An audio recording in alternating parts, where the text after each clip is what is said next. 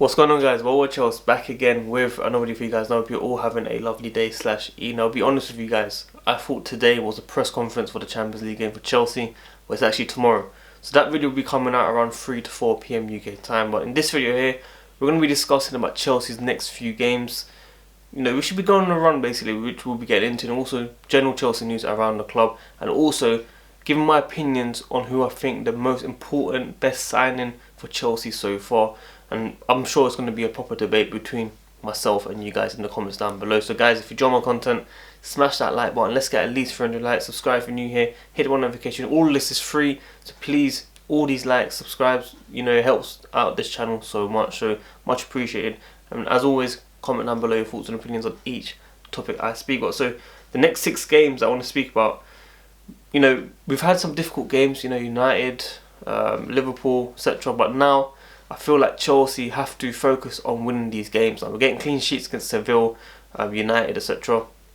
But now Chelsea have to focus on getting these wins. The next 6 games, we're at Krasnodar in Russia, of course, which takes place on Wednesday, 5:55 PM UK time. It's not your typical 8 PM UK time, so I'm sure that's going to ruin some people's plans if you've got work, etc., including myself.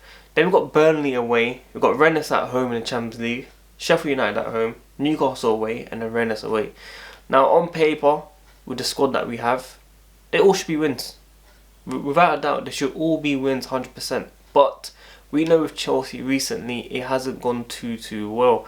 We've been drawing games, but we've been keeping clean sheets. Before Seville, Frank Lampard, in charge of Chelsea, has never got a 0-0 result before. And now we've got 2 in a row. Okay, so we've been playing it safe, which was, you know, not the best way of approaching the game, but it was very important to get these, you know, confidence and experience in getting clean sheets, because the more confidence you get in these clean sheets, the more chances you'll be able to score goals and win those games very comfortably. So, you know, Frank Lampard spoke also in terms of that he's not worried about the offensive sector, he's just focusing on defensive. He said the balance is something that we will constantly work on. We got in nice areas at certain times. We didn't have the usual spark that we had seen from Timo and Kai already, or Christian, but we defended really well. I'm less worried about the front end of the pitch.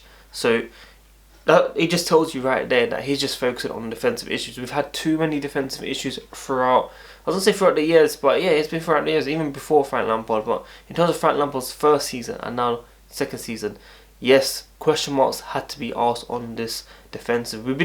We always talked about it. We always said, why are we conceding goals? Why are we doing this? Why are we doing that? Now Frank Lampard has, you know, fixed this recently in the last 2 games. We have issues in scoring.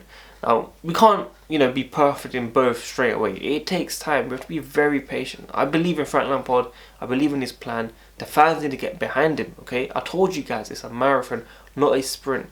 I know it's frustrating at times when we don't get results, but, you know, I try to be as positive as possible. Okay, I see this as a long run. I try to look at the bigger picture and try to see how Chelsea can change it, because I know with the quality that we have up top, there's no reason why eventually we will gel as a team and start scoring those goals and keeping clean sheets at the same time. For me, it was important that Mendy settled in, Chilwell and Thiago Silva settled in together. Okay, since they played, you know, I think they've only conceded 1 goal together. That's it, or something like that. But other than that, the stats that I've seen, massive improvements. You know, kepa against Mendy throughout the games they've played. You know, Mendy stands on every single one of them. Maybe just not pass accuracy. Kepa's better at passing. That's it. But other than that, in terms of the saves, you know, reading the game, concentration, communication, everything, Mendy just looks a level above. Okay, and that's simply how it is. Okay, so like I said, the fixtures that I've been talking about. Now Russia to you know, Krasnodar to Burnley away, 2 of them.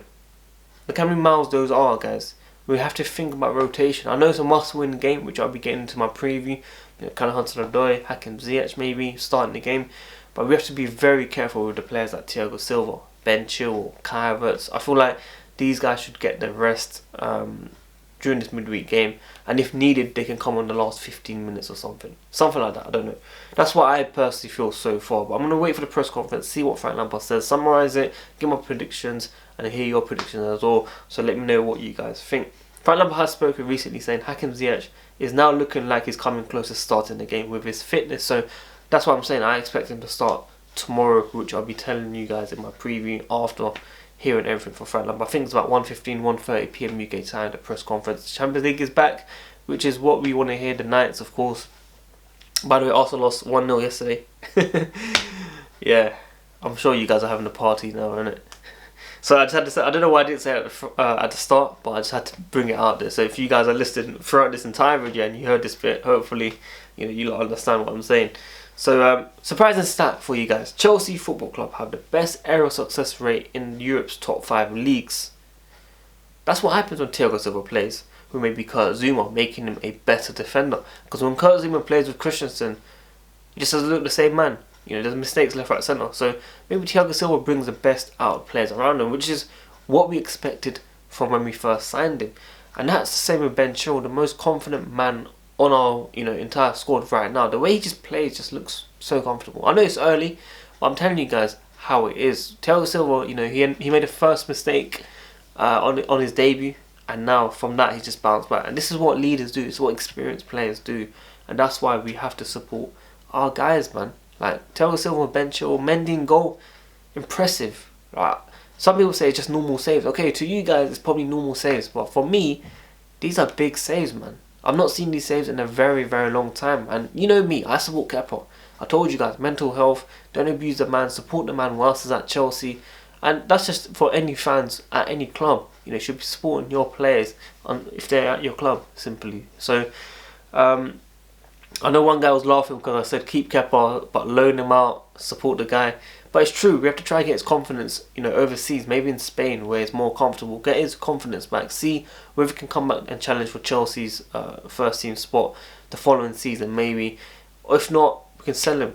And it's a win-win for Chelsea because Chelsea have to take an L. I told you guys, Chelsea failed to realise that or fans fail to realise, maybe some people do know, but some people might not know that he was worth 15 million euros price tag before we even bought him. Then we panic bought and bought for 72 million pounds. So Chelsea have to take responsibility equally as Kepa has been that bad for Chelsea. But it's not all his fault, man. And that's what I've been telling you guys. Support Kepa, man, whilst it's here. So, like I said, who's been our most important, best signing so far? Now, many people stand out. I think Thiago Silva could have been said for the most experienced leadership in defence. However, the first mistake that he had in his debut might just put him a level under for the best so far. And that's why I was going to say Thiago Silva, but for me, like against United, it was just class. Like, it was just absolutely immense. Same with Mendy. Mendy coming in, it's just like, yes, he's making all those saves, the vital saves. The one from Rashford at the end, for me, those were vital saves. But Ben Chilwell, for me, he's surprised me. I had doubts on him. He wasn't my first, target for left back. I know Frank Lampard wanted him as a first left back. I told you guys, Frank Lampard will sign this guy regardless. I wanted Telles, I wanted Tagliafico, I wanted Reguilon, I wanted all these guys, okay, straight up. But Ben Chilwell, because this was mainly because the price tag. The price wasn't right, because Leicester was saying 80 million, 70 million. So I was thinking, why are we going to sign this guy for that much money? But in the end, we signed for 45 million plus 5 million in add-ons. And for me, he just looks too comfortable. He looks very confident. He looks the coolest man on the pitch, man. The guys, look at his bromance with Havertz on Instagram, man. Like, I just love the vibes that I get from Ben Chilwell on social media in watching him play football, because he's been that good for me. So for me, the most important signing, the best signing so far is Ben Chilwell. Let me know your thoughts on who's the best signing in importance and why. But yeah, like I said, I thought today was meant to be the preview.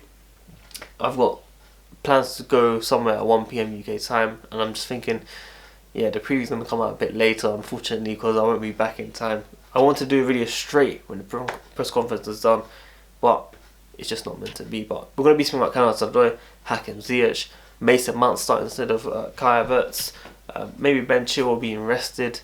Mendy has to start for sure in goal. We have to keep up that confidence. Thiago Silva might need to be rested simply because, Burnley, but we'll be getting into all of that in the preview. As I said, 5:55 PM UK time. Bit of a frustrating time for you guys, I'm sure. It's frustrating for me as well. I need the 8 PM kickoff, but it is what it is. So yeah, I'll see you guys for the preview. Make sure you tune in every single day. Try to upload always. Recent weeks have been difficult for me on social media. The views, the likes, everything's been going down. I don't know why, but hopefully this channel bounces back as always. I appreciate all the support and love Make sure you guys tune in every single day. Like this video, subscribe for new year. And yeah, I'm out, man. 10-minute gang, as always. Or watch us. Peace.